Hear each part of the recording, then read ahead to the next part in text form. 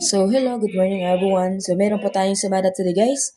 So, ito po ay STL ng Cagayan, Mount Province at Bulacan. Okay, so yung Bulacan guys, kung mapapansin niyo ay meron nakalagay na pumpiang. Dahil meron po siyang chance na magpumpiang so nakita ninyo nagkapit. Sumada pumpiang, sumada pumpiang. So, maaari po siya guys magpumpiang. Kung ano po yung pumpiang na pwede niyong tayaan, so pwede na po ito nakasulat dito, tayaan niyo po yan lahat, ipumpiang niyo lahat, or tayaan niyo po ito magkakasama, di ba? Kasi hindi naman po natin alam kung anong siyang lalabas. So, pwede pong mamayang sa hapon, pwede pong mamayang gabi, or pwede pong bukas. So, ganun po kasi guys yung STL. Hindi natin alam kung ano yung eksakto nilang uh, oras kung kailan sila lalabas, di ba?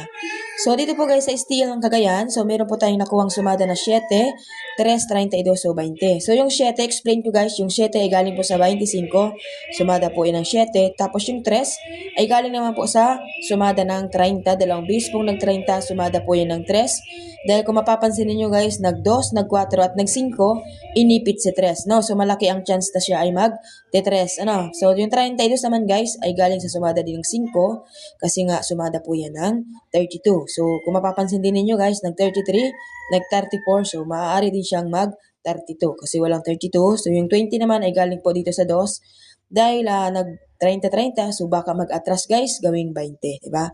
So, ganun lang yan. Diskarte po ang kinakailangan guys. So, ako po ay hindi naghuhula. Ako po ay nagdidiskarte. Kung hindi man po yung lumabas ngayon, so ang expiration po ng sumada natin ay 3 days. Okay? So, 3 days pong aalagaan ng numero. Pag lumabas po yung isa, huwag pong iiwanan kasi po ang numero ay pabalik-balik lamang, okay? So, tingnan nyo dito, 25, nag-25. So, nag-30, nag-30. So, ganun ang numero guys, bumabalik-balik lang. Kaya, huwag kayong mag-alinlangan na kahit lumabas yung isa, ay iiwanan na kaagad yung isa.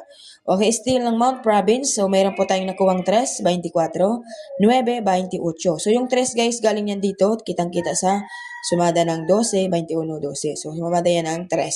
And then yung 24, so sumada naman po siya ng 15 guys, So yung 9, galing po siya dito sa 27, paatras pong bilang sa Gs. Okay, yung 28 naman guys, kapartner po siya guys ng 12 sa pattern. At sumada rin po siya ng Gs, 37. Okay? So, yan po ang ating sumada sa STL ng Mount Province. Okay, dito po tayo sa last. Sabi ko nga sa inyo guys, ang Bulacan maaaring magpumpiang. Gawa nga po guys ng nagsumada pumpiang po siya at nagkapit.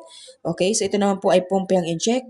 Sumada pumpiang, kapit. Diba? Marami na po siyang pinapakita na siya po ay maaaring magpumpiang. So, yung Cagayan guys, meron din siyang chance. Kung meron sa inyong pumpiang, meron din pong chance magpumpiang ang Cagayan dahil po naglabas si Dos at saka nagsumada pumpiang din siya. Okay?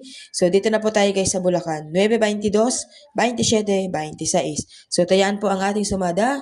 Ulitin ko, ang sumada po ay nag-expired ng 3 days. Kung magtatanong po kung anong pitsa itong araw, mayroon pong nakalagay na pitsa dyan po sa gilid.